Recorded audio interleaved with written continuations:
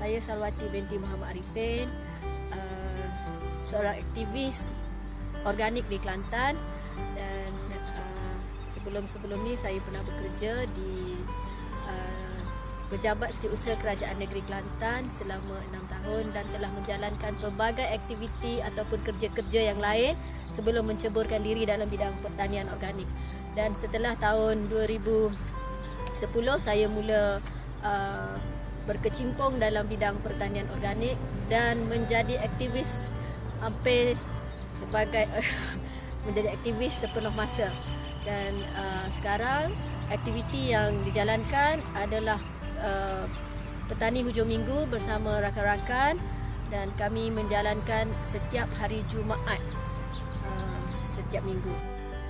Setelah saya bertukar daripada penjawat awam kepada menjadi aktivis, dan walaupun begitu saya masih bekerja dengan syarikat pengeluar benih padi iaitu Paddy Tech Resources yang berhad yang beribu pejabat di Kuala Lumpur. Sini kami bahagi-bagikan di kalangan staf.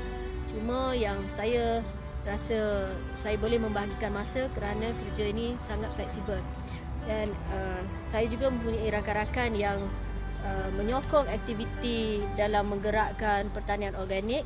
Jadi saya rasa tidak mempunyai masalah yang begitu besar lah. Okey, merujuk kepada kehidupan keseimbangan antara kerja, kehidupan sebagai ibu, sebagai isteri dan juga aktivis. Jadual saya bermula jam 4 pagi. Bermula jam 4 pagi, saya akan 8 pagi saya akan mulakan kerja-kerja yang sepatutnya saya lakukan, seperti kerja sebagai pembantu penyelidik yang akan menguruskan petak-petak kajian di Jembal, di Tok Jering dan juga di Pengkalan Haji Ali, juga di Cabang 4 ataupun di Sungai Pinang. Jadi beberapa lokasi ini memang memerlukan masa kerana jaraknya yang agak jauh daripada rumah saya. Dan biasanya saya akan menggunakan masa semaksimum mungkin untuk menyelesaikan kerja-kerja yang mesti ditarget untuk hari itu.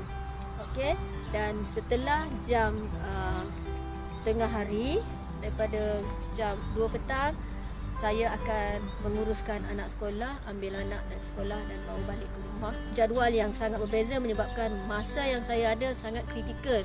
Ya, sekiranya saya bekerja sebagai seorang pegawai ataupun penjawat awam, saya tidak dengan semudahnya untuk keluar untuk ambil anak sekolah jam 2 ataupun jam 4.40 atau jam 3.30 kerana jadual anak ni sangat berbeza. Jadi sekarang ni saya boleh menguruskan anak saya. Kaitan dengan cabaran yang saya hadapi, terutama untuk diri sendiri yang ada, adalah untuk memahamkan mereka berkaitan dengan kerjaya yang saya ada ataupun perjuangan saya di bidang pertanian organik.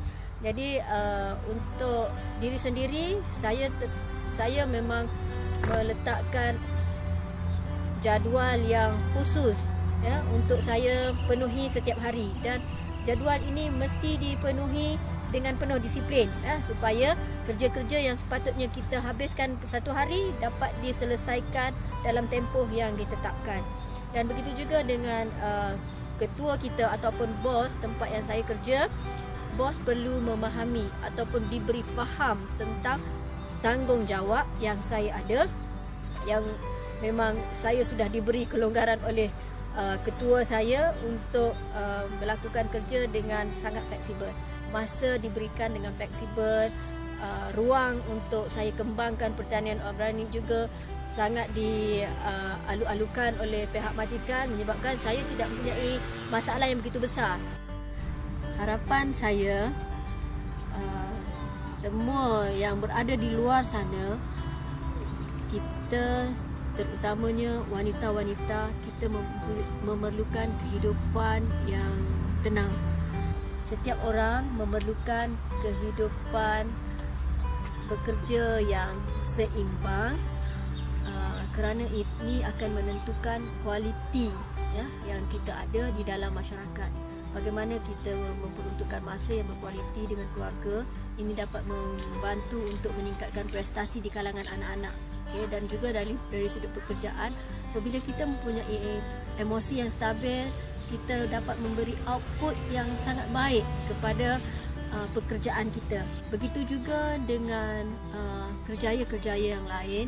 Sebagai aktivis, kita memerlukan jiwa yang besar, komitmen yang besar dan juga komitmen tanpa henti.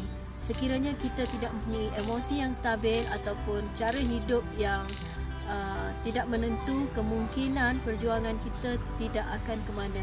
Maknanya apa yang kita cita-citakan tidak akan tercapai. Jadi saya menyeru kepada masyarakat di luar sana untuk menjaga kehidupan, menjaga masa yang ada dan hiduplah dengan berkualiti.